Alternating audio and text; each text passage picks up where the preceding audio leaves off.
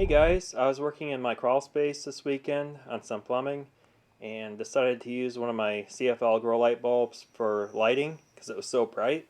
Stuck it in this reflector, and after I finished my work, I was bringing the light up by the cord, and it tapped the side of the crawl space door.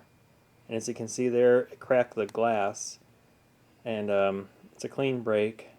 And being a let's see what happens kind of person, I want to see what happens when I plug this in and see what kind of reaction we get. And I'll show you guys what happens. Okay, here I am from a distance.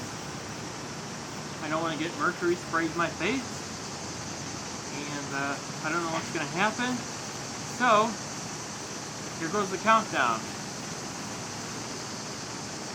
3, 2, 1.